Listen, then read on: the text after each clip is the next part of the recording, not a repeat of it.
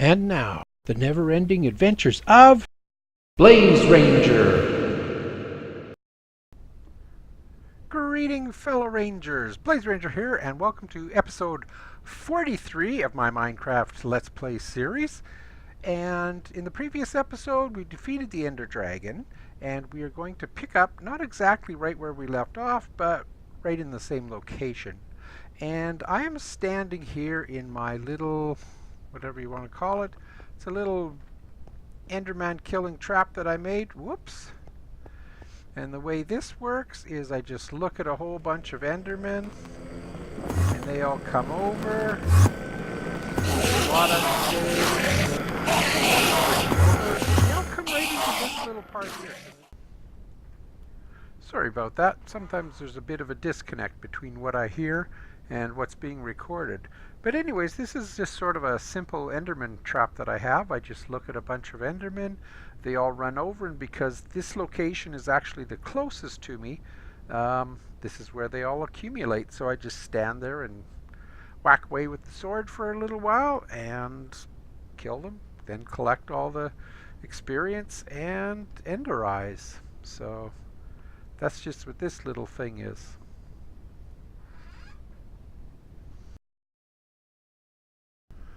Okay, I think that's all of them. Yeah, I'm full. I gotta go empty these out. So what I've done is I've hollowed out a little bit of space here for a base. And I've been putting stuff in here. I'm just about to go back to the overworld. Now who's mad? But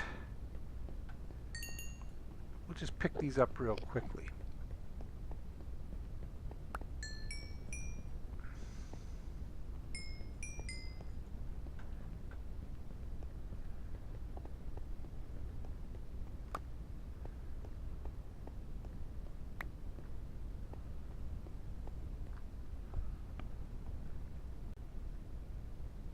Okay. So this is my Enderman killing trap here. And I'll show you what else I've done really quickly. Oops. Yeah, he's picking them up. So I built a little base over here, and this is going to take us up to the portal. That's going to take us to the end city, or somewhere close. I have to put some stairs in here because I hate all this bouncing. Bang, bang, bang, bang, bang, bang, bang, bang. Yep, so there's the portal. Doesn't that look cool? That's just so weird. I know it's the same as the portal down here, but okay, so we're going to go up there next. Oops, don't look at the Enderman. Down there, there's actually a hole, and it goes right to the void. So I'll meet you back over at the portal. Ah, what the heck, I'm just going to go there. Okay, so we're going to go back, and this is going to be a very short episode, and I'll tell you what the plan is. I've got my hole there that I'm going to jump through, and it's going to take us back to the overworld. But I don't want to build up too much in this area, because I do want to respawn the dragon at some point, because I want more bottles of that lingering potion. I don't know why, I don't need them, but the Ender Dragon is the only place you can get them from. So I think we're going to make that our priority, but I need a piston to get that off. I think I can do it some other way, I just can't remember what it is. But we're going to go back to the overworld. But what I wanted to do is, you only get one chance to do that, and that's the first time you go back to the real world from the end, and you get the end message that plays. It's quite long as far as sitting and reading it. So we're going to do that this episode and then call it quits. Then we're going to gear up, come back, and jump through that portal and try and find an end city. So just bear with me, and away we... I just want to take some stuff back. As we'll load up, seeing as I'm going. The less trips I have to make, the better. Oh, have a look at this. Want ender pearls? I got ender pearls. So, just, what do I want to take? take some of that. I guess it doesn't really matter what I take. I want to leave some of it here because I need it for making bridges and stuff. Actually, I'm going to leave all of it.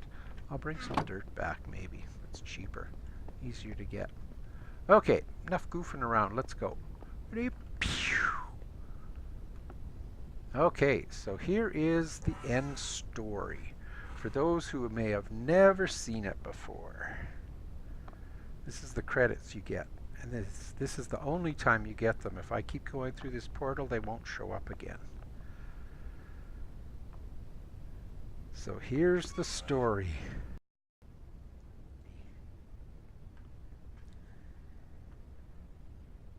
I see the player you mean. Blaze Ranger? Yes, take care. It has reached a higher level now. It can read our thoughts. That doesn't matter. It thinks we are part of the game. I like this player. It played well. It did not give up.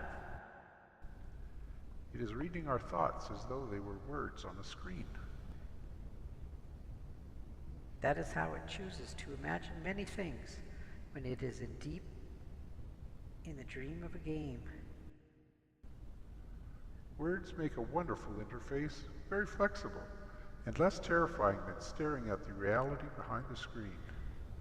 They used to hear voices before players could read, back in the days when those who did not play called the players witches and warlocks, and players dreamed they flew through the air on sticks powered by demons. What did this player dream? This player dreamed of sunlight and trees, of fire and water. It dreamed it created, and it dreamed it destroyed. It dreamed it hunted and was hunted. It dreamed of shelter. Ha! The original interface, 1,000,000 years old, and it still works. But what true structure did this player create in the reality behind the screen? It worked with 1,000,000 others to sculpt a true world in a fold of the, and created a for in the. It cannot read that thought. No, it has not yet achieved the highest level. That it must achieve in the long dream of life, not the short dream of a game. Doesn't it know that we love it? That the universe is kind? Sometimes, through the noise of its thoughts, it hears the universe, yes. And there are times it is sad in the long dream. It creates worlds that have no summer, and it shivers under a black sun, and it takes its sad creation for reality. To cure it of sorrow would destroy it. The sorrow is part of its own private task. We cannot interfere. Sometimes when they are deep in dreams, I want to tell them they are building true worlds in reality. Sometimes I want to tell them of their importance to the universe. Sometimes when they have not made a true connection in a while, I want to help them speak the word they fear. It reads our thoughts. Sometimes I do not care. Sometimes I wish to tell them, this world you take for truth is merely, and I wish to tell them they are in that they see so little of reality in their long dream. And yet they play the game. But it would be so easy to tell them. Too strong for this dream. To tell them how to live is to prevent them from living. I will not tell the player how to live. The player is growing restless. I will tell the player a story. But not the truth. No, a story that contains the truth safely, in a cage of words, not the naked truth that can burn over any distance. Give it a body again. Yes, player. Use its name. Blaze Ranger, player of games. Good. Take a breath now. Take another. Feel air in your lungs. Let your limbs return. Yes, move your fingers. Have a body again, under gravity, in air. Respawn in the long dream. There you are. Your body touching the universe again at every point, as though you were separate things. As though we were separate things. Who are we? Once we were called the spirit of the mountain, Father Sun, Mother Moon, ancestral spirits, animal spirits, jinn, ghosts, the green man, Then gods, demons, angels, poltergeists, aliens, extraterrestrials, leptons, quarks, the words change. We do not change. We are the universe. We are everything you think isn't you. You are looking at us now, through your skin and eyes. And why does the universe touch your skin and throw light on you? To see you, player, to know you and to be known. I shall tell you a story. Once upon a time, there was a player. The player was you, Blaze Ranger. Sometimes it thought itself human, on the thin crust of a spinning globe of molten rock. The ball of molten rock circled the ball of blazing gas. There was 330,000 times more massive than it. They were so far apart that light took 8 minutes to cross the gap. The light was information from a star, and it could burn your skin from 150 million kilometers away. Sometimes the player dreamed it was a miner, on the surface of a world that was flat and infinite. The sun was a square of white. The days were short, there was much to do, and death was a temporary inconvenience. Sometimes the player dreamed it was lost in a story. Sometimes the player dreamed it was other things, in other places. Sometimes these dreams were disturbing, sometimes very beautiful indeed. Sometimes the player woke from one dream into another, then woke from that into a third. Sometimes the player dreamed it watched words on a screen. Let's go back. The atoms of the player were scattered in the grass, in the rivers, in the air, in the ground. A woman gathered the atoms. She drank and ate and inhaled, and the woman assembled the player in her body. And the player awoke from the warm, dark world of its mother body into the long dream. And the player was a new story, never told before, written in letters of DNA. And the player was a new program, never run before, generated by a source code 1 billion years old. And the player was a new human, never alive before, made from nothing but milk and love. You are the player, the story, the program, the human, made from nothing but milk and love. Let's go further back. The 7 billion atoms of the player's body were created long before this game, in the heart of a star. So the player too is information from a star, and the player moves through this story, which is a forest of information planted by a man called Julian, on a flat, infinite world created by a man called Marcus, that exists inside a small private world created by the player, who inhabits a universe created by... Sometimes the player created a small private world that was soft and warm and simple, sometimes hard and cold and complicated. Sometimes it built a model of the universe in its head, flecks of energy moving through vast empty spaces. Sometimes it called those flecks electrons or protons.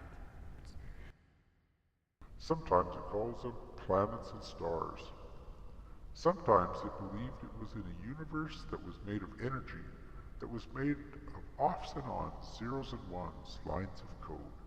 Sometimes it believed it was playing a game. Sometimes it believed it was reading words on a screen. You are the player, reading words. Shush.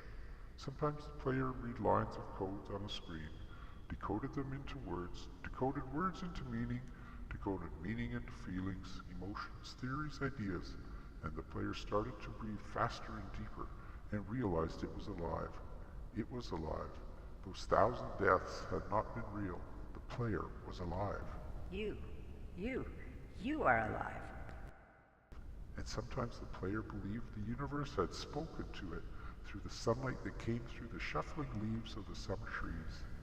And sometimes the player believed the universe had spoke to it through the light that fell from the crisp night sky of winter, where a fleck of light in the corner of the player's eye might be a star 1,000,000 times as massive as the sun, boiling its planets to plasma in order to be visible for a moment to the player walking home at the far side of the universe, suddenly smelling food, almost at the familiar door, about to dream again.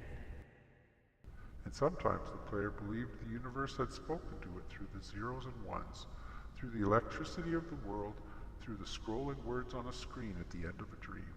And the universe said, I love you. And the universe said, you have played the game well. And the universe said, everything you need is within you. And the universe said, you are stronger than you know. And the universe said, you are the daylight. And the universe said, you are the night. And the universe said, the darkness you fight is within you. And the universe said, the light you seek is within you. And the universe said, you are not alone. And the universe said, you are not separate from every other thing. And the universe said, you are the universe tasting itself, talking to itself, reading its own code. And the universe said, I love you because you are love. And the game was over, and the player woke from the dream, and the player began a new dream. And the player dreamed again, dreamed better, and the player was the universe, and the player was love. You are the player. Wake up.